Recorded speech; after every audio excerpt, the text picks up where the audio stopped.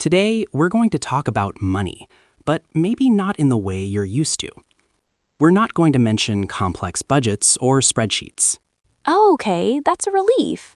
Because when I hear personal finance, my shoulders tense up immediately. Exactly. The goal today is the opposite of that tension. It's about finding a sense of calm and purpose in our financial lives. We're talking about mindful spending. Mindful spending.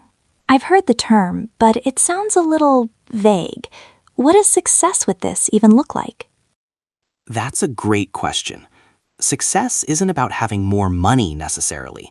It's about feeling a quiet confidence that your money is serving your life, not the other way around. It's reducing that little voice of regret after you buy something and replacing it with a sense of satisfaction. No more buyer's remorse? That alone sounds pretty good. I'm in. So let's start with a simple definition. Mindful spending is the practice of aligning your financial decisions with your personal values. It's about being present and deliberate with your money. Okay, so it's not about spending less necessarily. It's about spending better or differently. That's exactly it. It's about introducing a small pause between the impulse to buy and the action of buying. In that pause, you ask a simple question. Does this align with what truly matters to me? And what truly matters means my values, right? Things like family, health, community. Precisely. It also helps us clearly distinguish between our needs and our wants. A need is something for survival: food, shelter, safety. A want is everything else. And wants aren't bad, not at all. That's good to hear. I was worried this was going to be about cutting out everything I enjoy. Mindful spending actually helps you enjoy those wants more because you choose them with intention. You're consciously directing your money toward things that genuinely bring you fulfillment, which, as research shows, dramatically reduces financial stress and anxiety. Okay, so the foundation is knowing your values. But what if you don't really know what they are in a concrete way? That is the most common starting point, and there's a very simple, quiet way to begin discovering them. Let's try a small exercise right now. Okay, I'm ready. Think back over the last month or so. Can you recall a purchase, it could be big or small, that you felt genuinely good about long after you made it? Something that didn't come with any regret? Okay, yeah. I bought 2 tickets to a pottery class for my friend and me. It wasn't cheap, but I've never second-guessed it. Perfect. Now, let's go a little deeper. What was the feeling behind that purchase? What did it give you? Well, it was the experience. Spending time with my friend, learning something new together. We laughed a lot. It was about connection, I guess, and creativity. There they are. Connection, creativity, learning, shared experiences. Those are your values speaking. See how the money was just a tool to get you something you actually value? Oh, wow. Okay. So it wasn't about pottery class. It was about connection. I can see that. Now, what about a bad purchase? Let's do it. Think of one that left you feeling a little empty or regretful. Easy. Some trendy gadget I saw online. Used it twice, now it's in a drawer. I felt a little pang of guilt even when I bought it. And what was the driver there?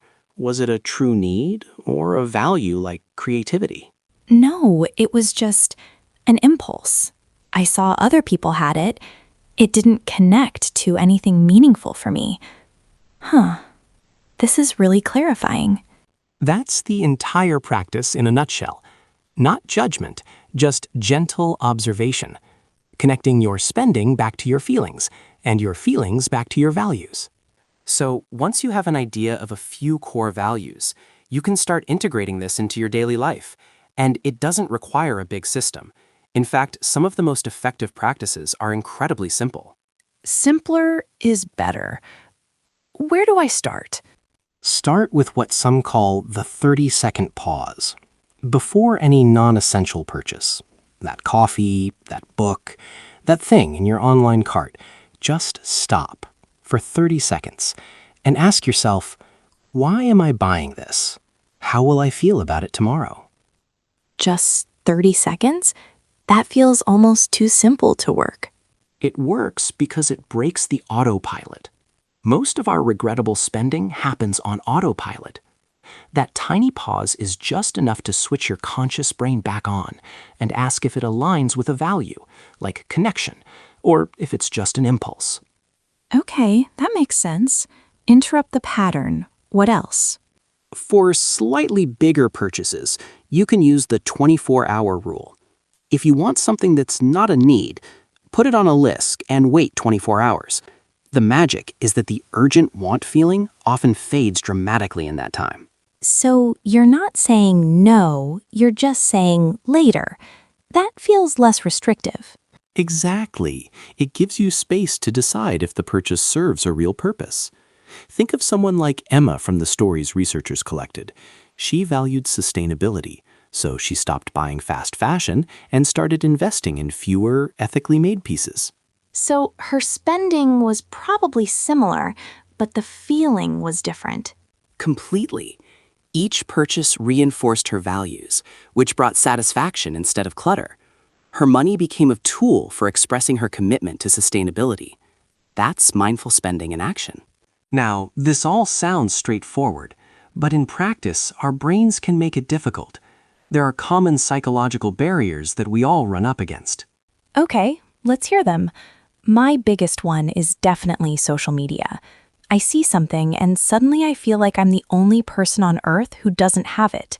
That fear of missing out, it's powerful. That is perhaps the most common barrier today. The keeping up with the Joneses effect, amplified a million times over. It's a direct conflict with mindful spending because it pushes you to align with others' values, not your own. So what's the gentle strategy for that? I can't just quit the internet. No, of course not. But you can curate your space. Unfollow accounts that consistently make you feel less than or trigger that impulse to buy. And when you feel it, name it. Say to yourself, this is FOMO. This isn't my value. That simple act of labeling can reduce its power. Labeling the feeling. I can try that. What's another big barrier?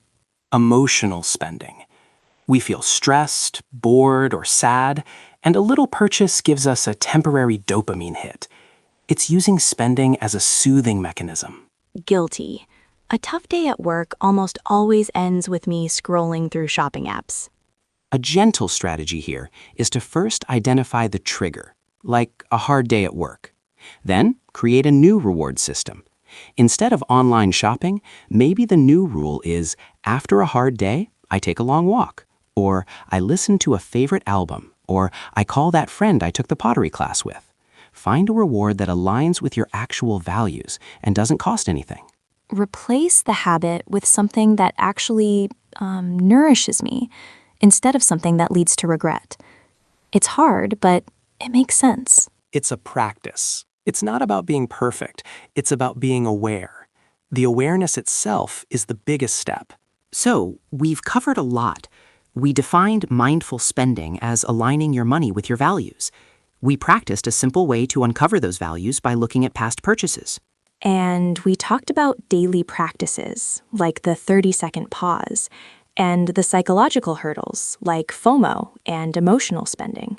Exactly. The key takeaway is that this is about curiosity, not criticism. It's a shift from what can I afford to what kind of life do I want my money to support. That shift feels really significant. So, what's a good next step? How do I actually start this? Here is your homework for your first mindful week. It's very simple. Don't try to change everything at once. Just choose one practice. I'd recommend the 30-second pause. Okay, so just for a week, I'll try to pause for 30 seconds before I buy non-essentials. Yes, and here's the important part. The goal isn't to not buy the thing. The goal is just to do the pause. That's it. Whatever you decide after the 30 seconds is fine. The win is in the awareness, not the outcome. That feels manageable. No pressure, just observation. It's a way of collecting information about myself. You've got it. You're simply practicing a new skill. Start there and notice how it feels. That's the first step toward building a quieter, more intentional relationship with your money.